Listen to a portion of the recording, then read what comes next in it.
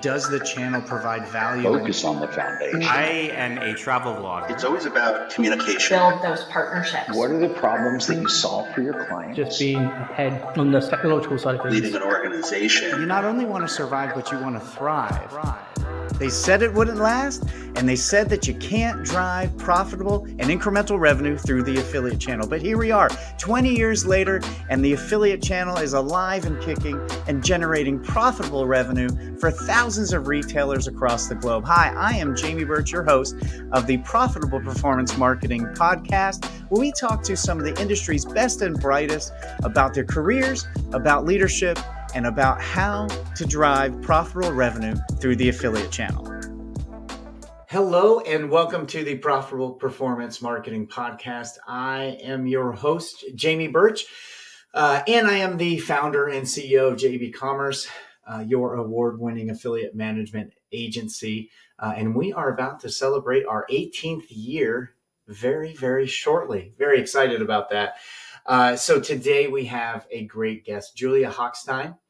Julia has been in the industry for quite some time. But before I introduce her and the episode, I want to talk to you about a case study we just released. If you are looking for ways that you can rapidly grow your affiliate program, especially if you're launching, go to JEBCommerce.com/rapid. That's JEBCommerce.com/rapid. And here we talk about a brand that we recently launched with, exceeded their expectations, and exactly how we did that with our partners at Link Connector. That is a co-produced case study. We use their technology, our service and strategy, and both of us with our client did exceptional work to really hit some awesome goals. So if you want to learn a little bit more about how we did that, then definitely go over to JEBCommerce.com/rapid. Now, Julia, let me introduce her. Julia has been in the industry since about 2008. I've been doing this for quite a long time. She's currently the Senior Manager of Affiliate Marketing at Zorro US. And Julia and I talk about a lot of awesome things. So we talk about the important aspects of an affiliate manager. We talk about how it's important to nurture and also close sales, and how affiliate, you need to consider lifetime value and long-term relationships, but also we talk a lot about some of the problems with the affiliate space and not enough about what we really do well and how to specifically evaluate different affiliate partnerships. Julia gives this awesome example of her shopping experience and how that is indicative of a lot of ways people use affiliate marketing in their consumer shopping, and how we need to look at it as digital marketers. And I share a couple stories of how we tested the validity of some of these partners. So we talk about lots of stuff.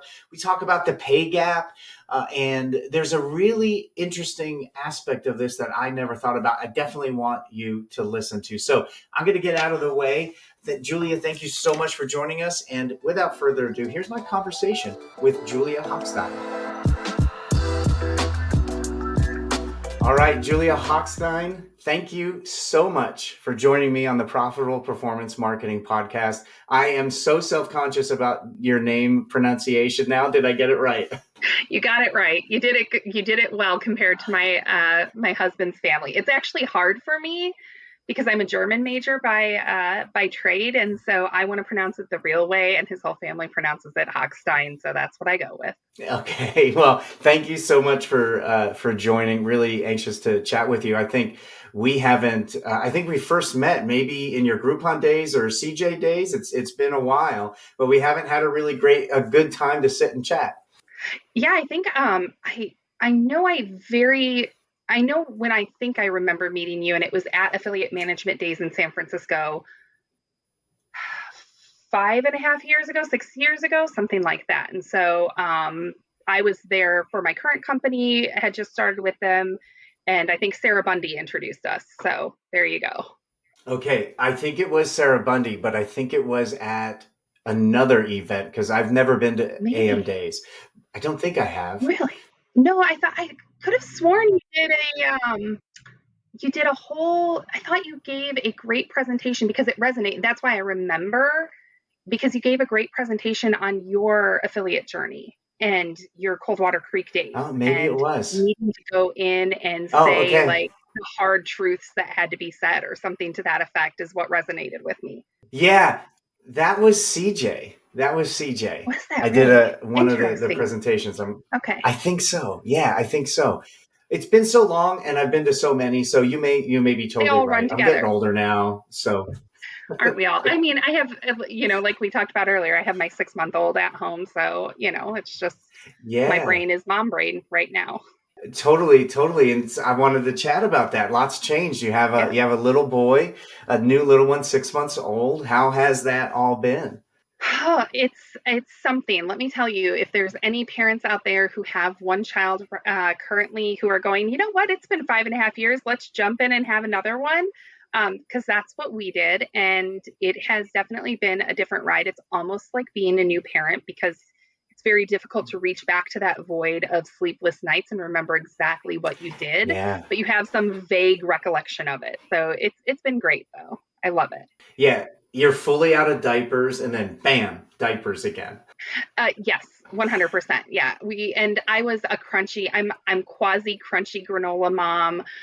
So I baby wear and I have cloth diapers for my daughter. And we brought my son home, and I'm like, yes, I have this stash of cloth diapers that I will use again. And just time just does not permit the way that I was hoping to. So he has been not in cloth the way that she was, and that's okay. That's the life we live. That's awesome. We have four, and we had 8 years, 9 years in between number two and number three. So totally get the like this weird. We've done this before. It's like deja vu, kind of like Yeah. I feel like we've done this. And by number four, yeah, number one, there was always like, what are we going to do? It's got to be perfect. Number four was dang near feral.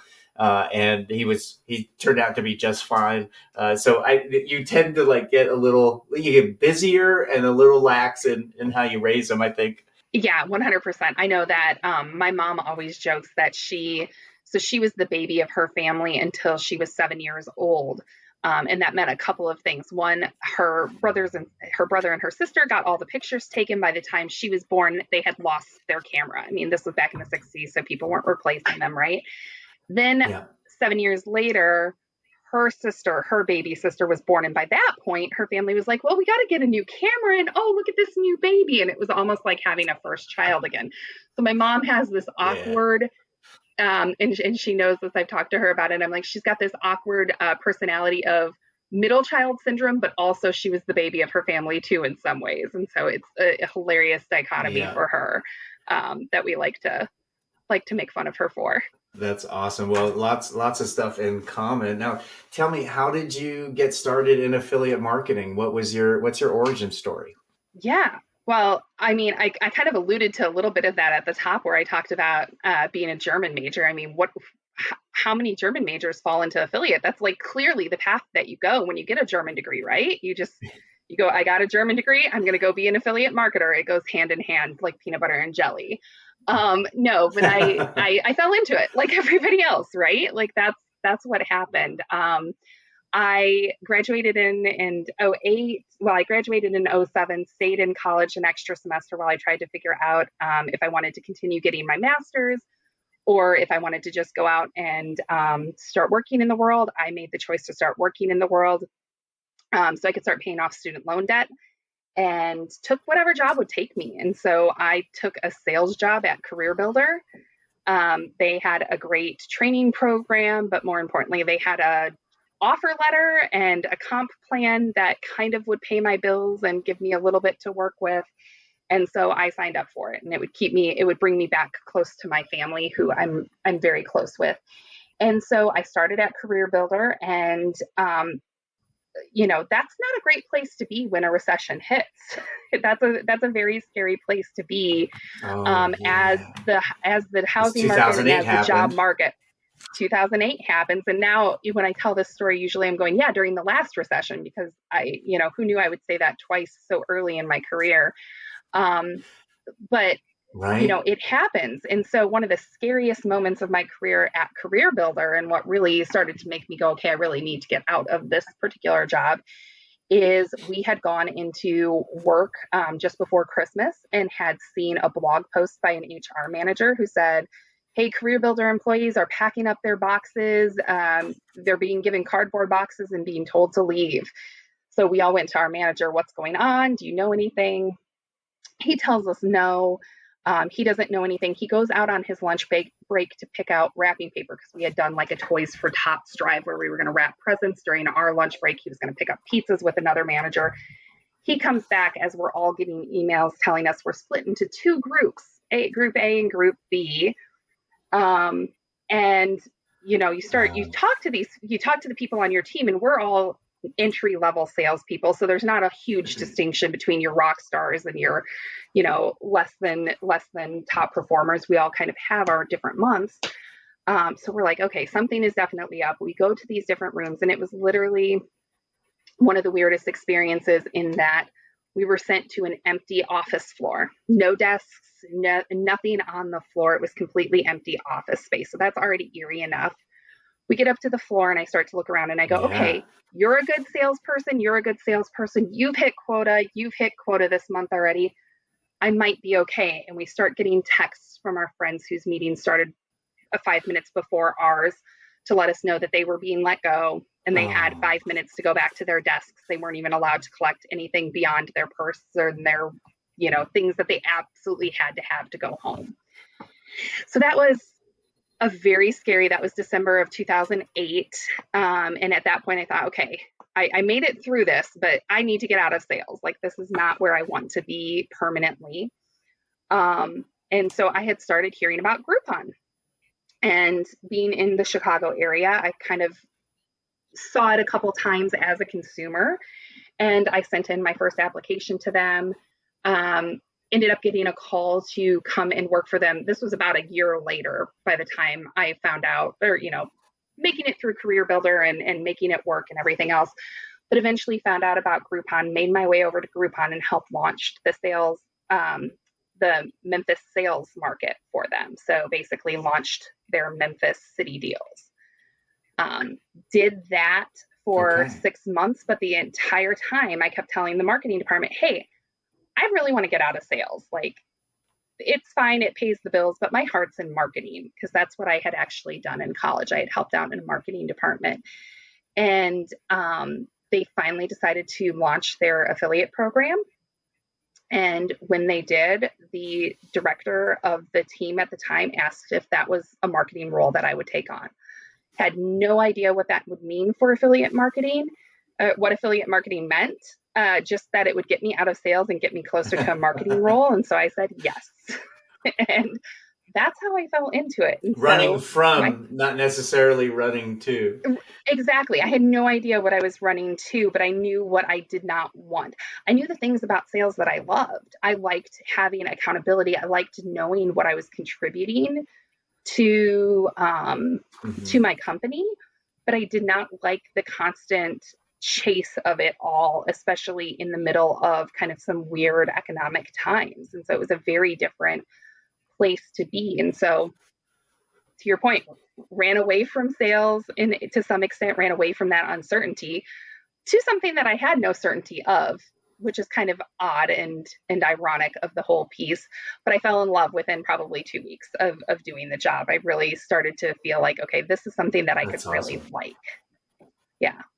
And so, so I was lucky enough. Rick Gardner was his OPM agency was the first agency that Groupon was using at the time. So I had somebody great to kind of work with. We had our internal team. We worked with Rick. He set us on a path. And then that August, so about 4 months in, they hired Carolyn Tang-Komet. And Carolyn is absolutely, I could not have been blessed with a better person to learn everything I needed to know about affiliate marketing from. So yeah, that's how I fell into it. That's awesome. I love the story. So you started with your German degree, and then you went into sales. Was that a scary leap to take? Like you said, it's not sort of your traditional I I have a German degree. I'm going to go into affiliate marketing. What was that like?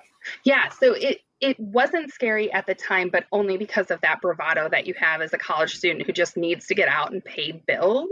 So that way you don't have a burden for your family. My family wasn't able to save for college, and that was, they did a lot of work to get me to college, and so I'm very grateful for that. And they helped provide support and co-signing my loans. And so what I knew coming out of college is I don't want to put that burden on them. But the entire time I was in college getting my German degree, which I had a scholarship for, it's part of the reason why I graduated with a German degree versus a marketing degree, because it paid for the whole thing. It paid for a good chunk of my college program if I had German as my graduating degree. With that said, 4 years in college, I spent working for a marketing program. And so while I'm getting my German degree, while I'm going through all of these motions of something that I really loved, I'm still very passionate about German, still speak the language to this day.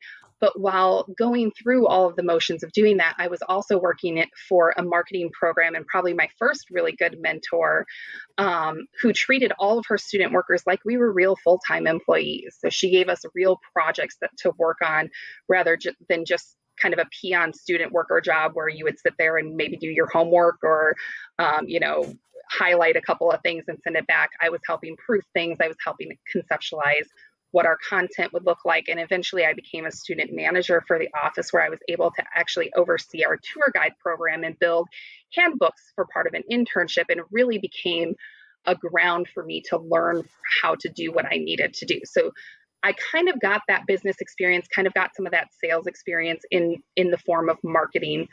So when I got the offer from Career Builder that said, hey, you're going to get paid, we're going to train you, you're going to be able to be somewhat close to home living in the Chicago area, it was a no-brainer to take that step. And then from there, I'm a really big believer in following sparks of joy and believing in your intuition and trusting those things out in your life. And so it made sense to just continue on that path and trust that, sales would work out and give me skills that I needed, because I think sales, you need that background for a lot of things that you do in life. Yeah, that's awesome. There's these threads in your story of my story as well. One of the things you talk about accountability, needing to know what you contributed. Way back when at Coldwater Creek, they did all I think it was the Gallup Strength Finders, those personality tests. And after 6 months of being there, I heard my boss yell, you're just yelling down. She was excited to come down, and she went through my results, and she's like, I couldn't have picked the better requirements for what you need in an affiliate marketer. And they were communication, people skills, strategy, and the need to know results right away.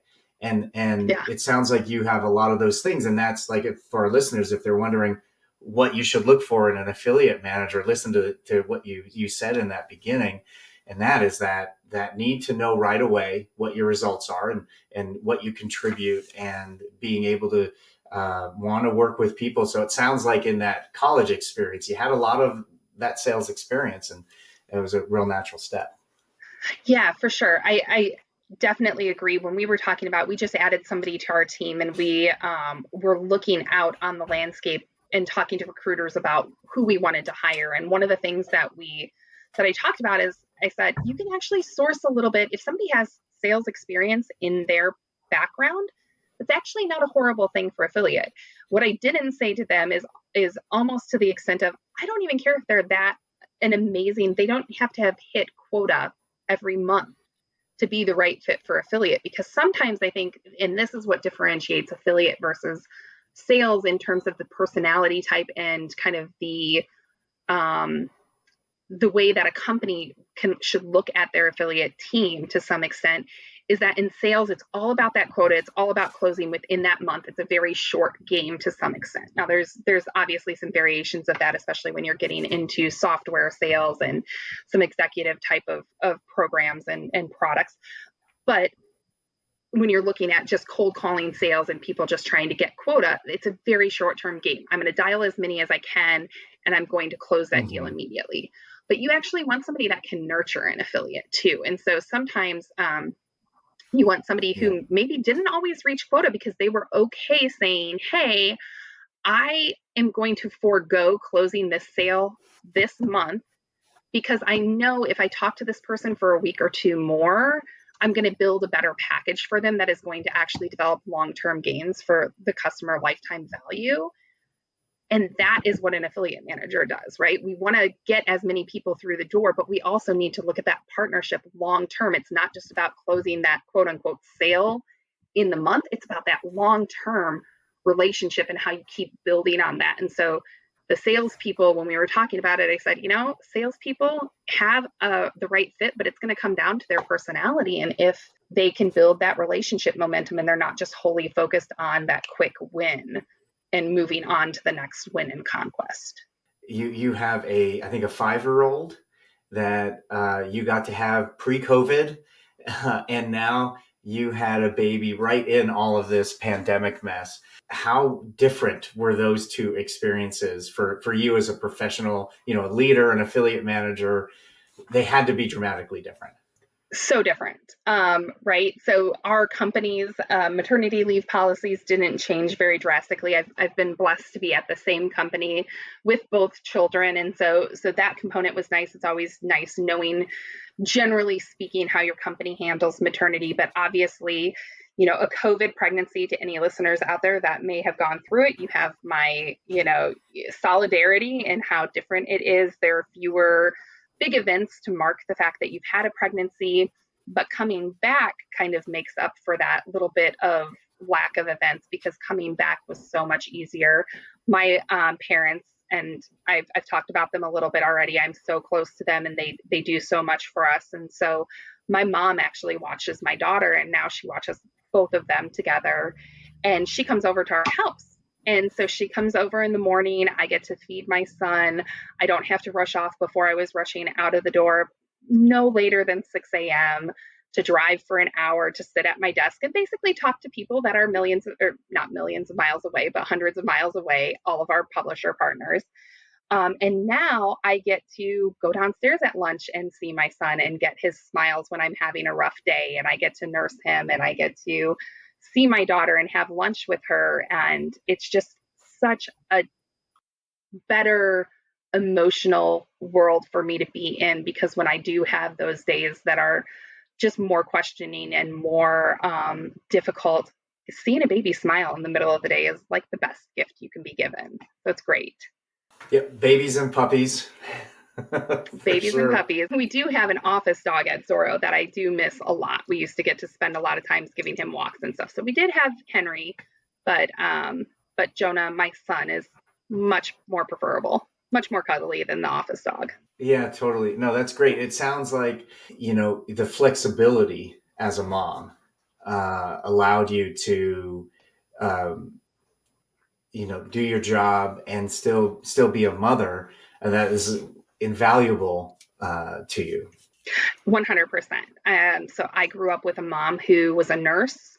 So she picked her schedule so that way she would work nights so I could be a mom, so she could be a mom during the day. And I always hated the fact that my corporate job didn't give me that flexibility. And now I kind of have that flexibility working from home and being able in this weird COVID world to be with my kids more often. It's great. Yeah. And what's that like for a professional woman? I've had 4 kids, and I think at the most I took like 2 weeks off to help my wife. And then I got back to work. But for moms, it's way different. So how important is that flexibility for your career and just you in general?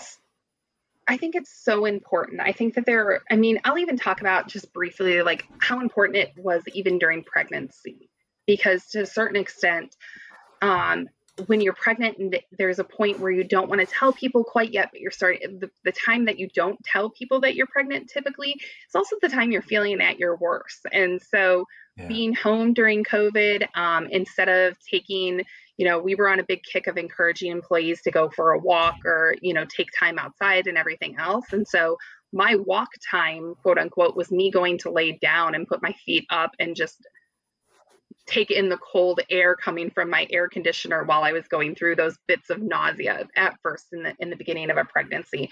But then you move it into what it looks like as a working mom, and it's a game changer. I mentioned my 5-year-old even. Being able to have lunch with her every day has become something that is super integral to her day-to-day routine, to the point that I'll probably be looking at some form of being able to volunteer at the school during lunchtime to see if I can pop over there and do lunch monitoring to help out. Those are things that I, as a mom, don't want to miss out on. I want to be the mom that's engaged with her children and gets to see their little smiles, see them roll over for the first time, all of those components. But I love what I do. I thrive off of being able to use my brain. I love the fact that my daughter can come in and see what I'm working on and gets that real take your kid to work day, but in real time and not in this manufactured way that we put together in corporate America of like, okay, it's take your kid to work today. We're going to play bingo with them. Well, that's not what real work looks like. Sometimes it looks like I'm having a great conversation with my friend. We're talking about work, but they also know that you exist and they're really happy to see you too. That's a much more realistic viewpoint of what work looks like to her, and it sets such a great example for her of what work can look like, that she can still be a mom and still go out there and achieve her dream job and be meaningful and contribute to a really great organization. And the cliche of having it all, I think we always make sacrifices for everything we do. Every decision is a cost benefit analysis. But we get really close to having much more of it when we're able to be there for our families and, get rid of an hour commute and all of those little things that aren't necessary to make work work. Yeah, just the hour commute is something I forget where we live. There's not much of a commute, although it's getting a little longer, but just that hour. But, one of the things that we've done is try to be, even before COVID, is to try to be so completely flexible with our working moms so that, they don't lose that earning potential by being away for a significant amount of time, or that rung on the ladder because they have to step out, and not to sort of penalize them for that. And do you think COVID kind of opened up like, hey, we can actually do way more for our working moms, and they still kick butt they still do their job and do it really well. And we could provide them a whole nother level of flexibility so that, maybe not have it all. I think the have it all puts so much pressure on moms that they have to be amazing in all these many different areas, and that guys don't have to worry about that. But do you think like the whole COVID experience, like, just opened eyes to more people that, hey, we can be way more flexible to allow moms to be moms and not lose their spot? Yeah, I think I'm hopeful for that, right? I'm hopeful too that it helped with a lot of dads also that were able to come home. So we're in a not unique position, but my husband works in the public sector. And so he actually has an essential job that he had to go in for after they kind of reopened essential services to some extent. But I think I look at people that I work with, the men that I work with, even on my team or on my broader marketing team, who I'm getting to see them also take on more responsibilities with their own kids, or getting to see them their kids are coming in too. Because they're working also for a flexible company that their job was able to be at home with. I have some coworkers whose wives are also essential workers, and so they are the person at home with their kids. There might be a nanny, there might be, a babysitter that comes by and helps out, but they're still the parent at home that gets run to, or that has to take off for the doctor's appointments. And I think it's COVID amplified the workplaces that allow for that paternal openness. And that was one thing that we had at Zorro before COVID as well, where we had executive team members who would regularly go around and say, I'm leaving today early. I came in early. I'm leaving early today to go to my child's baseball game. And it was men, women, everybody kind of showing that family is important. You can't do your job well if family isn't important. I think COVID forced everybody to take on that type of a role in a meaningful way and come to grips with that reality. Yeah, and that example you just gave me kind of reminded me of how the leaders have to model. So if you're an organization, and we value that too, like I don't want any employee to miss any family event. Like go see your kids play, go to every single thing. But it reminds me, like I got to make sure that I not only do that, but I model that out as leaders. We got to call that out. But I love how they do that there. But talk to me a little bit about what's it been like as a professional woman in the affiliate marketing industry. What's your experience been like that may be different from the generally predominantly male dominated tech space? Yeah, so I think affiliate marketing, kind of building on that topic of flexibility of schedules or flexibility of calendar and making sure you're mindful of other people. I think already you start at this different level of flexibility that's needed in affiliate and in this space in general. So one, you've got affiliate marketing needing to be very relationship driven. I think you have a higher propensity. I know, for example, like CJ, I think they have like 65 or 60, upper 60% of their executive team is women, right? So you already have an industry that I think inherently draws a little bit more from a female perspective. So that alone means that you're more likely when you go to a female manager to say, hey, I got to take my kid to the doctor because my husband is great dad. He just doesn't know all of the ins and outs of the cough that my child has had the night before or whatever. She gets it. You don't even have to go through that whole spiel. She understands why you're the person taking your child to the doctor. So that's helpful in and of itself. But I think also because as affiliate marketers, we're working with people from all walks of life. We're working with people who are doing this as a side hustle and a side gig, all the way up to people that are in bigger corporations. But they're across the whole globe and span the whole globe.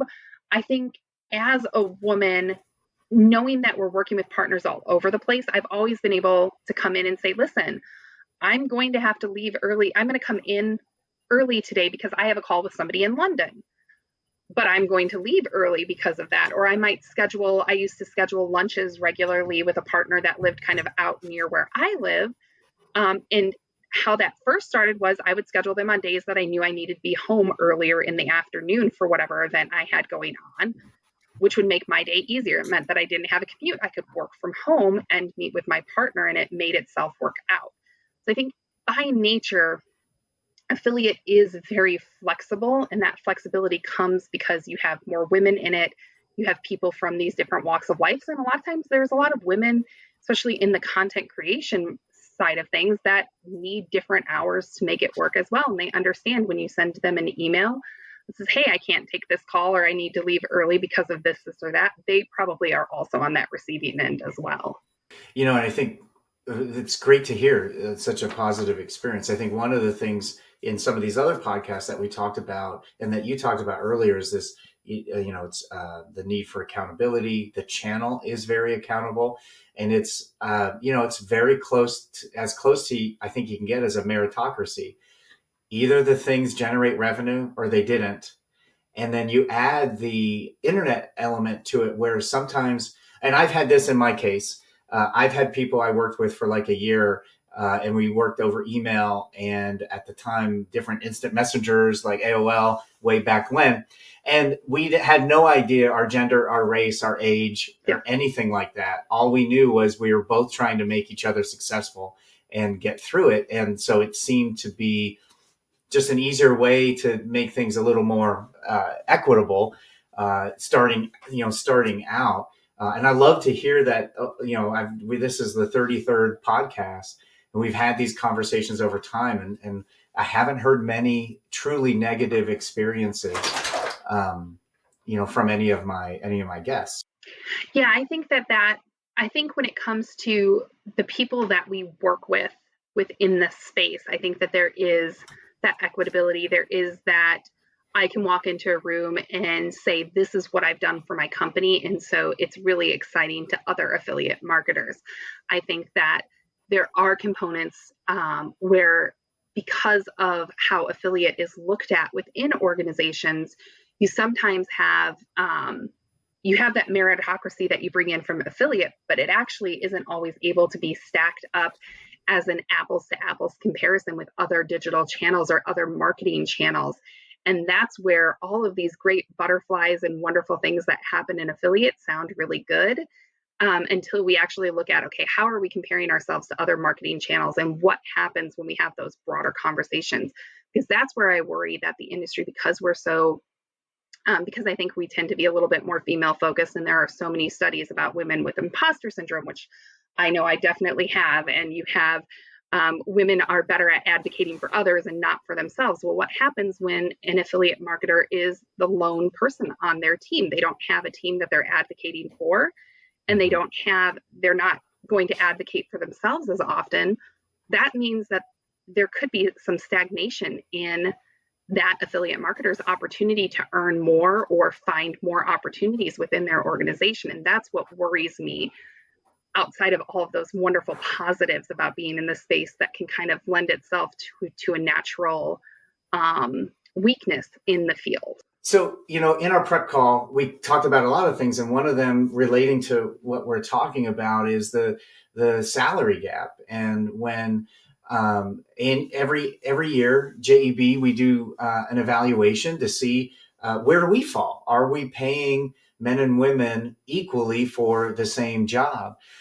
And every time we find out there's a little discrepancy, and we really researched it, there's a lot going on between how men and women are raised, and you talked about advocating for themselves. And men are much easier to do that. Women in studies show that they're not raised to be as their own advocates in a way. And so you have a great story. You told me a little bit about how that just not impacts you, but the women they hire after that. So tell me a little bit more about that. Yeah. So, I mean, first of all, I think that it's great that you are committing to doing that own survey yourself, and hopefully you're also, making sure that your team is aware that that's something that you're working on. I think that so many organizations run the risk by not being transparent of creating this generational legacy of women who come into leadership roles, want to advocate for the people that report into them, only to find out that as they're looking at what their direct reports make versus counterparts that are maybe on different teams or are male and have come from similar backgrounds, find out that they're actually making more than the women that they hired. And obviously you can never know what your own peer range makes, but it starts from somewhere. And a lot of times I think it starts from female leaders thinking they're making a good wage. There's not necessarily transparency. If you look, I think the other day on Glassdoor, the affiliate manager range was anywhere between 37,000 and 120,000. That doesn't give any insight to somebody in affiliate marketing on what they truly should make, let alone what somebody is making at an agency versus in-house versus anywhere else. And so there's so much discrepancy in our industry. And then you look at the fact that women are automatically more impacted by the fact that they aren't going to advocate for themselves if they've never had a boss that has had the intention, or worked for a company that has had the intention like you have, to make sure that these inequities don't pile up over time. You could have a female leader who thinks they've given a really great offer to a candidate that is going to work for them. It's within this quote unquote range that, the hiring team has given. But it actually doesn't meet it doesn't actually match up to their male counterparts. And that only takes one step for it to set somebody behind for years, until they maybe get to a point where they get a peek behind the curtain and go, oh, actually, so-and-so, maybe a coworker shares what they're making and they realize that they're underpaid. Whatever that looks like, it becomes a very difficult conversation. And then you're setting up, how do I address this with my organization? Do I need to leave to get a better pay? Why didn't they want to pay me equal to my coworkers? And they may not have even realized it on a macro level, because they're looking at it just as one siloed bucket of a total spreadsheet of how much they're paying each, how much the roll up for headcount costs. And so, yeah, I think that it's something we have to be mindful of. Yeah, and that's something that I had never thought of. Like when we did our first analysis, I was like, oh my gosh, how did this happen? And, let's fix this right away. And then as I realized, okay, well, it's not intentional. I didn't intend to do that, but I still have the responsibility to create a system that doesn't do that anymore. And that's where we came up with the annual stuff. But I had never thought until our prep call, it had never occurred to me that once you get one person started in an unequitable position, you're then breeding that essentially. You're creating that for it to continue and to propagate. And then the system is the problem. And that really blew me away. And so, if you're listening to this podcast, I hope you really, understood that if you're a leader, man, take a moment to really look at where you stand in this regard. And if you fall short, that's okay. Like we're all going to fall short. But you can very easily put something in place to make a difference. I'm excited for things going forward, especially with the new flexibility that we've kind of learned. And I learned, we had our office and I required everyone to come to work, and then we gave them 2 flex days a week. And I thought we all had to be in the same place. And it is different working remote. Building a culture remotely is definitely different. But you hire great people and they do great jobs regardless of where they are. So a lot of eye-opening things. And I really appreciate you sharing that. Something I had really never, and I've never read either. So let's get to some affiliate marketing. We got a couple minutes left, 15 minutes left. Let's talk about affiliate marketing. On the prep call and just not too long ago, you talked about how as affiliate managers in the industry, we make a lot of apologies for what the space does wrong, what the industry does wrong. And, we do that too quickly. We need to start talking about what we do well. So talk to me a little bit more about that. Yeah, so I guess I'll start with this. I don't think I've ever walked into a meeting with a paid search team where they have actively said, hey, we know our customers, or we don't like to get customers from this keyword bid because we think they're all bottom of the barrel coupon, grabbers. Now, coupon usage still happens in paid search. It still is part of the whole ecosphere. The customers coming through are still in that space. And yet, I don't think I've ever heard as much scrutiny as affiliate gets for some customer behaviors that somehow affiliate marketers are supposed to be the beacon of figuring out how to avoid these customer behaviors, and how could we dare to even dream to work with people that might bring in those customers that we do not want. And I use that tone because there's such a highbrow disapproval sometimes that you feel in the space, or that generally sits under the undercurrent. Now, I'm really lucky in the sense that the company that I work for, they took my expertise and kind of took my viewpoint and let me run with it. And I've been able to prove out the success for my program. But going back to that pay conversation, or going back to how people don't feel like imposters and have imposter syndrome, it can be incredibly difficult in affiliate marketing, because so many articles are out there about, if you want a thriving affiliate marketing program, don't work with this type of publisher because they're always bad, or don't work with that type of publisher because they're always going to provide a bad customer, or this publisher is the best type of publisher to work with all the time for every company.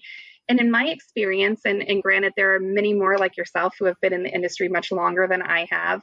Well, not much longer. Gosh, sorry, that came out way wrong. Didn't mean it to date you in any way. Did you just call me super old? I think I kind of didn't mean to, but I hope it doesn't come across that way. I just meant to humbly say I have not had as much experience. But my point is that in my experience, the programs that I've managed, the different publishers I've come in contact with, there's no such thing as a specific category of publishers being inherently wrong or inherently right for a program. Every program is unique, and every publisher relationship is unique. And if you walk into a room pre-apologizing, especially if it's a new affiliate program or you're going out there to seek the business, if you come into the room cutting down a specific type of publisher group before you've had a chance to understand the business, understand the industry the business is in, and understand how those customers think about the business that you're running an affiliate program for, you're just giving people reasons to start talking about the negatives of affiliate marketing as a whole. I don't know any other marketer that goes into the room saying, here's a list of all the reasons why you shouldn't pay me money. And then saying, okay, but also I can do these couple of things good. Like, that's not a good strategy. Why are we doing that as an industry? Why do we think that that's okay? So that's just my initial thoughts on it. No, I love that. In that perspective of, your SEO manager doesn't come in and say, well, here's all the garbage that we generated and all the bad stuff. Let's talk about that first, and then we'll talk about those things. That's super unique. What we've always done is let's strip away the names of the affiliate, the name of the category, and what you feel about them. And let's just talk about affiliate A. And affiliate A has driven this. And what are your key metrics? And here's how they measure against those key metrics. Are they good? Do they need to be optimized? Do we need to stop working with them? And move on from that. And like you've said, I've been doing this for a billion years, and it's the same argument. And I remember my first real big affiliate marketing job was at Coldwater Creek, and the affiliate names were getting people hung up. How could someone called X, a silly name, how could that possibly generate good revenue for all brand, and that almost, I don't know what the attitude is, but that's there. Do you think that filters into the salary range? Because like the salary range, like you said, is like from 0 to good. 100%, right? And like, I think part of my theory on that comes from my days at Groupon when, we would get people, again, during the recession, that's when I started at Groupon, and you would get people going, well, I don't want people to purchase at my store if they're only getting a discount. And, they would have their whole arguments on that. And then we do demographic research and realize people using Groupons, they're people who still have expendable income for the most part. They were still people who wanted to go out and spend money. They just didn't want to take a risk on a new business and have it be bad. And I think the same goes for affiliate marketing in the sense that there's this perception of the channel working with coupon sites or loyalty sites, and they're just closing the sale. So are they really bringing us value? And all you're doing, is really just kind of collaborating on a few deals here and there. So your work, your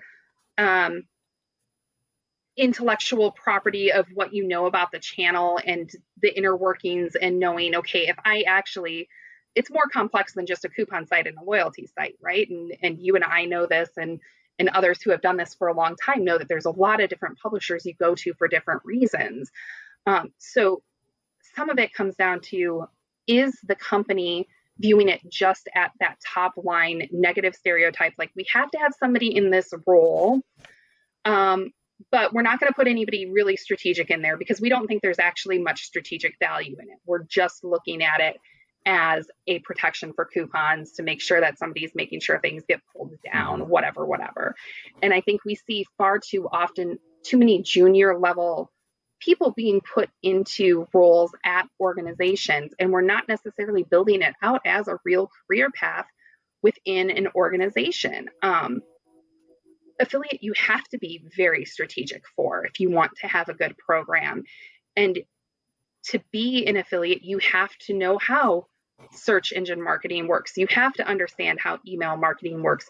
You have to understand how display marketing works, because all of your publishers do all of those things, and you have an opportunity to buy into those different things. And so if you don't understand those, you're not going to provide a very well-rounded program. And so you're almost cutting yourself off at the foot if you're offering it as an entry-level position for somebody just out of college, and they get to, they're the coordinator between an agency and the brand maybe. And so that's how they're interacting with it. And so they only deserve 37,000.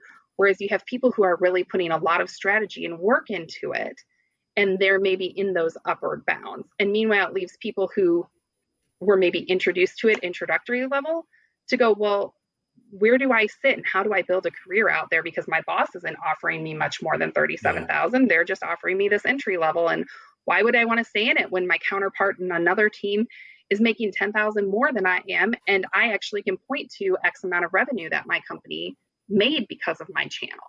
There's a lot of components there that I think I'm not doing a very great job of sussing out, but I think we are very much impacted by how nuanced affiliate is and how difficult it is for people to truly wrap around how strategic it can be. Yeah, and there's definitely a theme of when you start with a bad foundation, you propagate that foundational level over and over and over again. If you just want to hire someone to do the hands and feet work and you're not going to invest in strategy in your affiliate program, you're going to get what you put into it.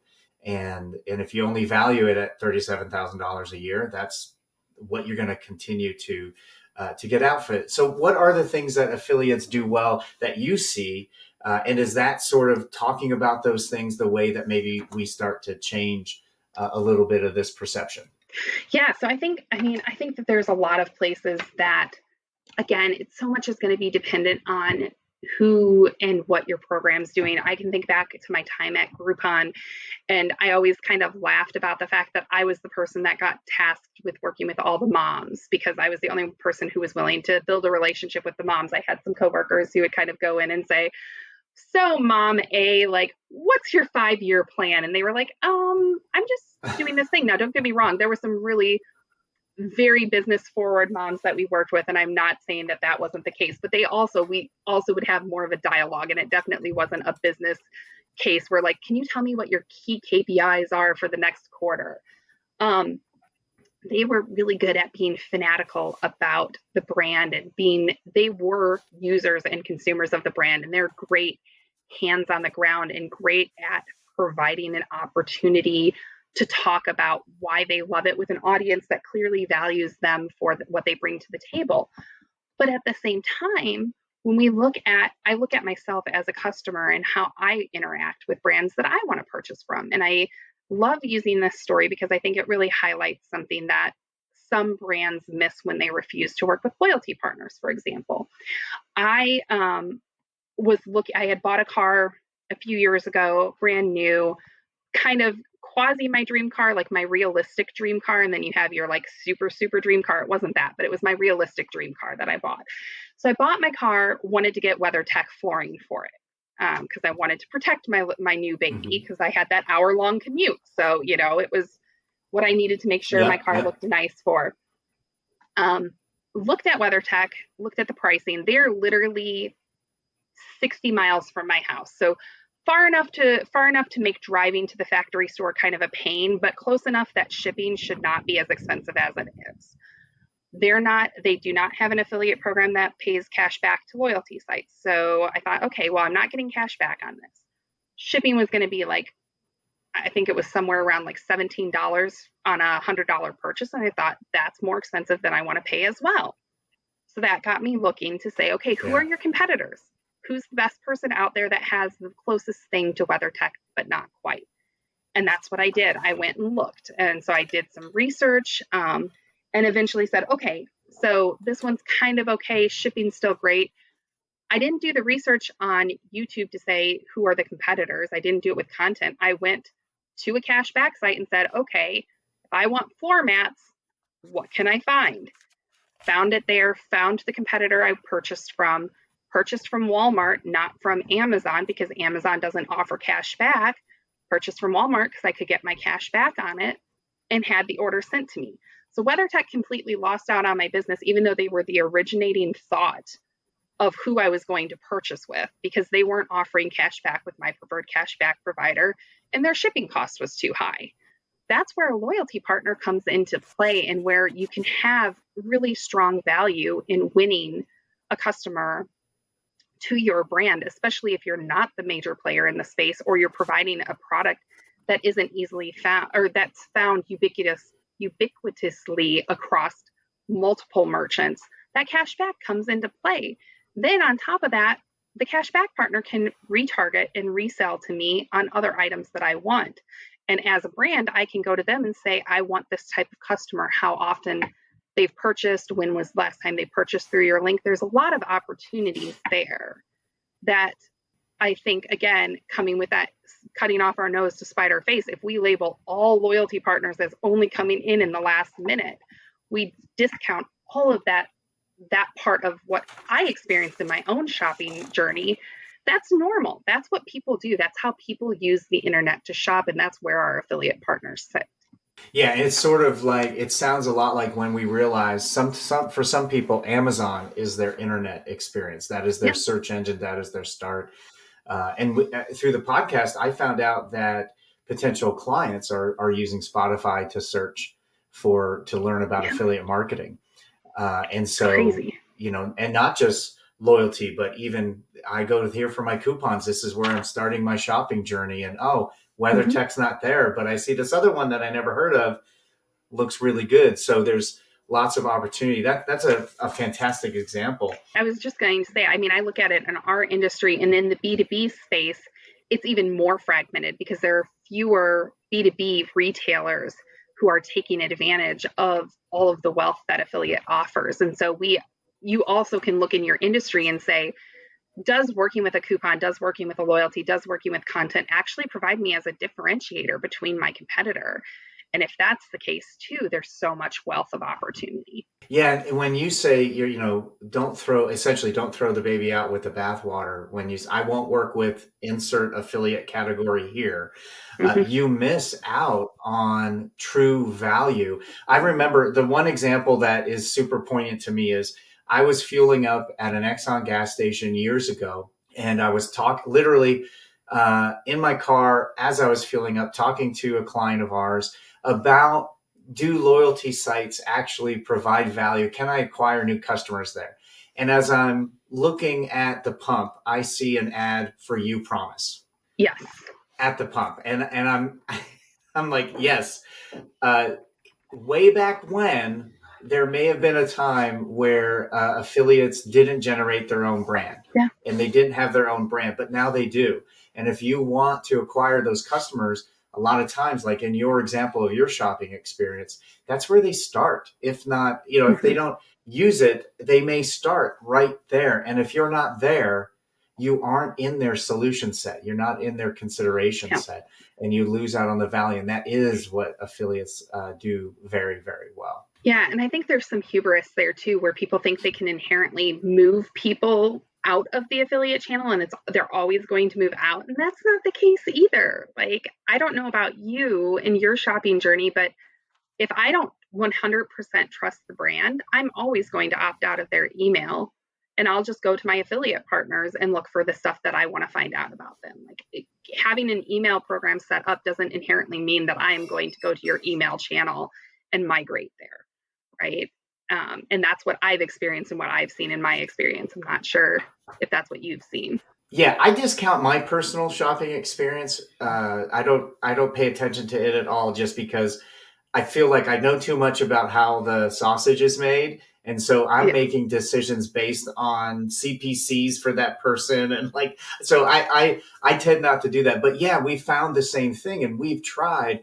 We did an experiment at one of the companies I worked for, where we had basically the business intelligence team saying, I know that these customers would come to us anyway. And your customers through loyalty sites, we already have them. And you'll have to excuse my Great Dane in the background is making noise now. We'll try to edit that out. But we were at loggerheads where we knew in the affiliate channel the value of these affiliates and the work that they did to create their customer loyalty. And our business intelligence team said we would have gotten those anyways because of all the other things that we did.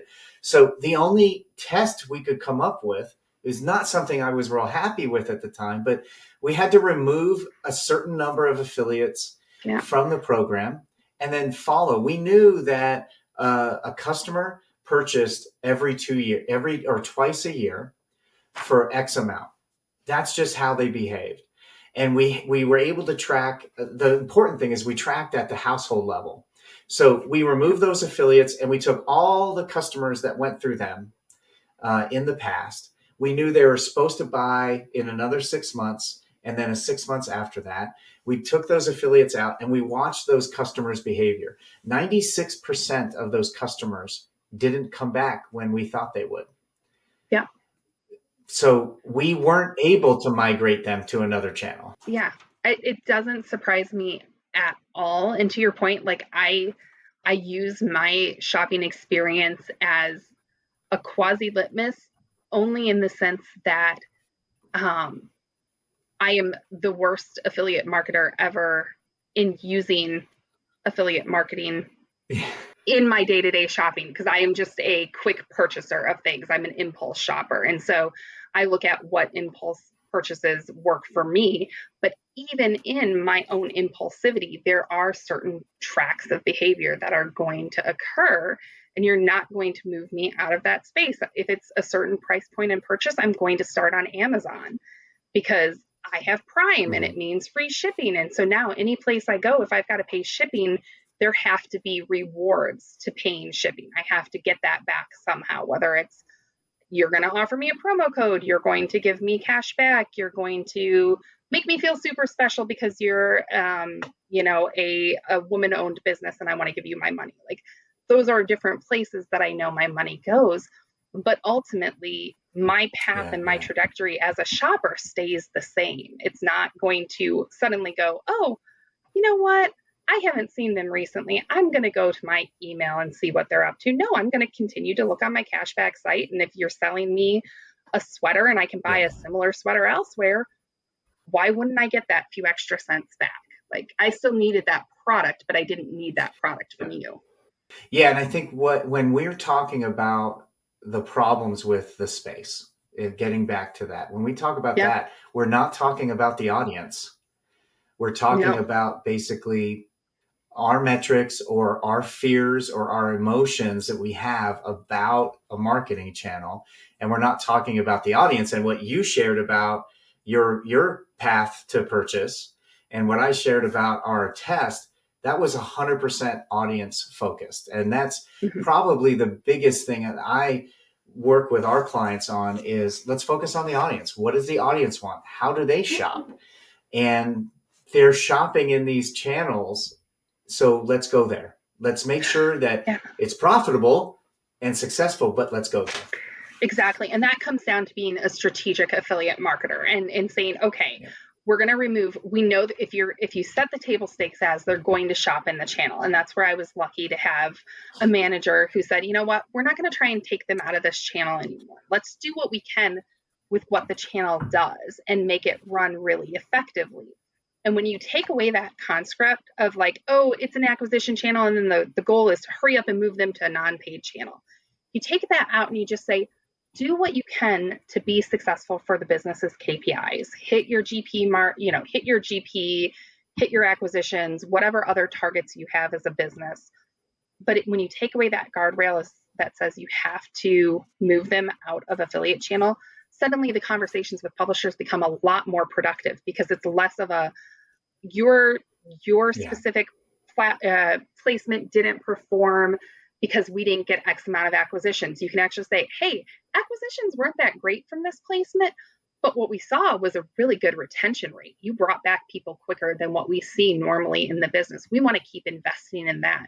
So instead of looking at a certain publisher as an acquisition driver, you're looking at them as a retention driver. You're looking at how they can continue to bring quality to the program. And I think that's when it becomes so much more fun to be an affiliate manager than when you're just trying to say, okay, let me grab that first sale. And then, okay, you don't want me to talk to return customers now. Okay, that's great. Like that leaves so much of the channel on the table.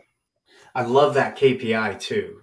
Did they come back sooner than they would have? Did they purchase again when they may not have through other channels? And to look at it as adding value that way. And I know you guys do a lot with lifetime value and looking at the lifetime value.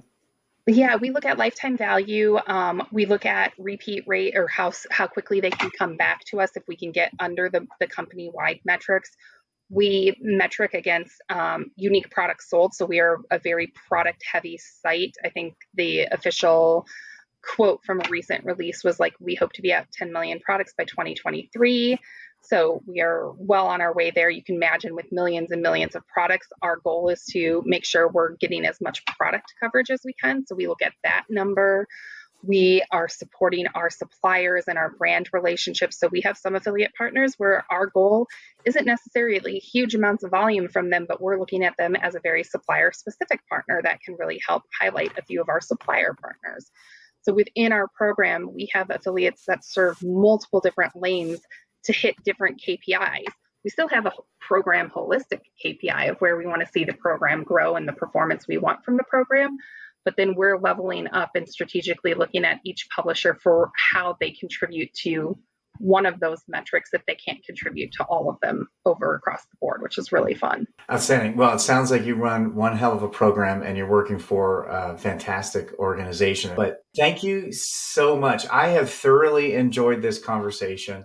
And while it really ranged in topics for sure, but thank you so much for joining us today.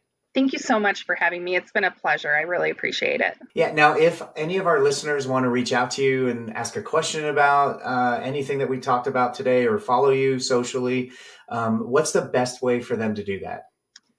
My Twitter handle is pretty much only a generic remnant from my Groupon days. So the best place to go is probably LinkedIn at this point.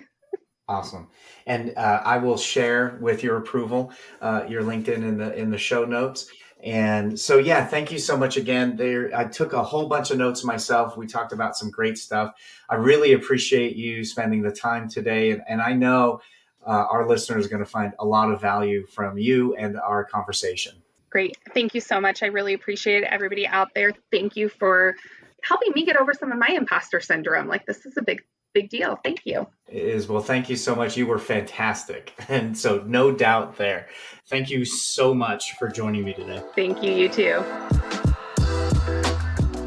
Wow. First off, Julia, thank you so much for joining me today, working through some of the technical problems that we had, and also talking about some real hard subjects. We had a great short conversation after the recording about the imposter syndrome. If you're listening to this, yeah, I suffer from it too. So many of us do. Thank you for talking about that. Our mental health is so important, and we're not talking about it enough. So you're not alone in that. That was a great aspect, but also talking about this pay gap. I had never thought if you bring on someone and you hire them and they're already starting from an unequitable position. Essentially, you're creating a system to propagate that further down the road. And in there, not just in your organization, but also wherever those women leaders go, they're going to evaluate the women that they're hiring in a similar way that they were evaluated. So we really have a responsibility as leaders and business owners and executives to really look at how we're paying our professionals that are women, and are we doing it correctly and making change? We have the ability to do that. So I really want to encourage you, and thank you, Julia, for entering into that discussion and sharing that with us. But man, so much other stuff. I love the example of her shopping experience. And so you got to go back and listen to that again. I hope you got as much out of it as I did.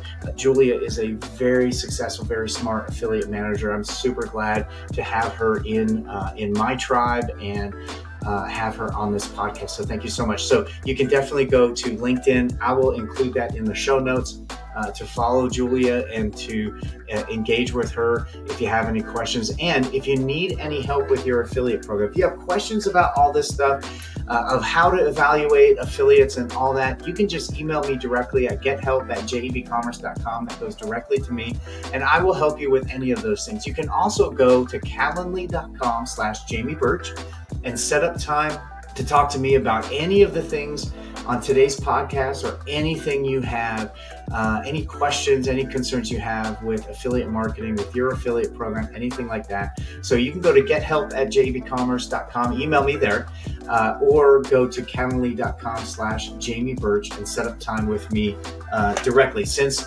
the pandemic started, I've set aside time to help anyone pretty much with anything. So please hit me up there, and thank you for listening. Now, if you found value in this episode, please share it. Send it to a friend, share it on Facebook, Twitter, and all that. And we would love, if you are enjoying this podcast, to leave us a 5-star review on Apple, Stitcher, Spotify, all those places. Leave us a review and let us know what we're doing well. We're also looking for guests. So if you would like to be on this podcast, you can also email gethelp@jebcommerce.com.